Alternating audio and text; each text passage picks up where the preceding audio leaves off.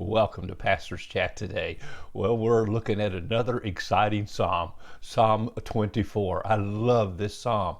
Now remember, we told you that these three psalms, Psalms 22, 23, and 24, were a trilogy.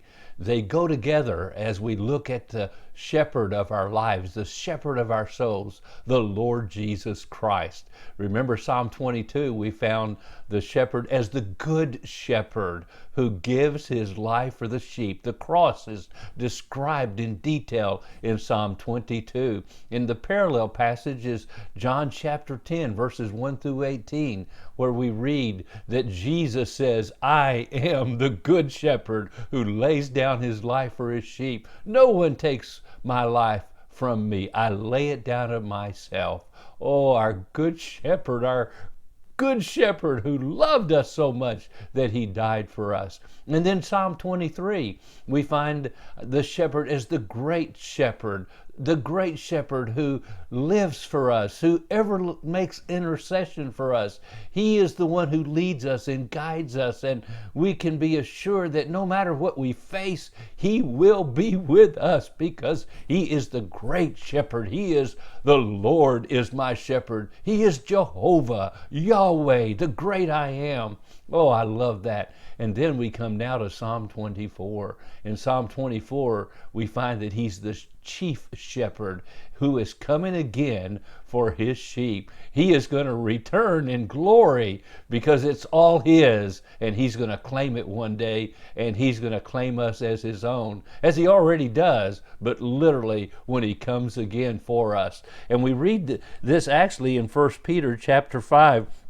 In the Message, Peter is actually exhorting the elders of the church to be good leaders and to shepherd the flock of God. Oh, I love how that goes with here in this passage in Psalm 24. And then he says, because he has entrusted the flock to you, so you be an example to them in verse 3. And verse 4, and when the chief shepherd appears, you will receive the crown of glory that does not fade away.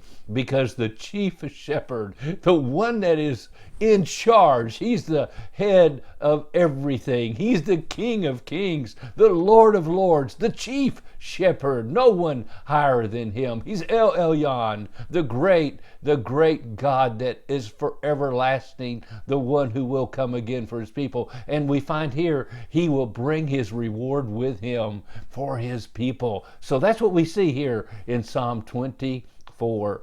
Now, this is a psalm that we believe David wrote, of course, and he wrote it on the occasion of bringing the ark back to the city of Jerusalem, to the tabernacle and the special tent that had been set up for him. David had finally become king. The ark had been taken by the Philistines. Then it had been brought back to Israel after they had some trouble with it. You can read about it in 1 Samuel. And when David went to bring it back on the first occasion, there was a failure, and it ended up in another place for a few months or a few years. And then finally David is bringing it back to the city of Jerusalem. He's learned how to carry it the right way, the proper way, with the Levites carrying it with the four staffs through it. Then the Ark of the Covenant is being brought back to Jerusalem, and the people are rejoicing, and David wrote this psalm. Now, we're going to talk more about this, but I've got to read some of it today because this is a psalm that was sung by the Levitical choir first, and they sing together, and then there's a leader who asks questions, and we'll see that in this psalm, and then there is, of course, the choir that responds with the answers to the question that he asks.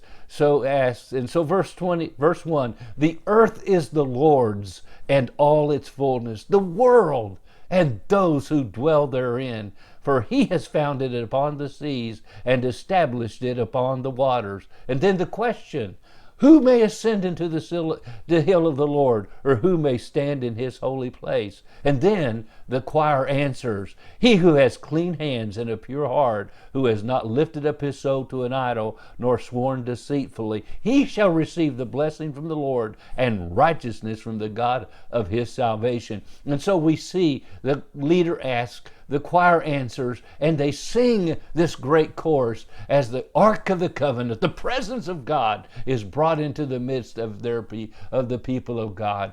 Oh, let's rejoice with our God today through Psalm 24. You be blessed today. God bless you, and you have a wonderful, wonderful day.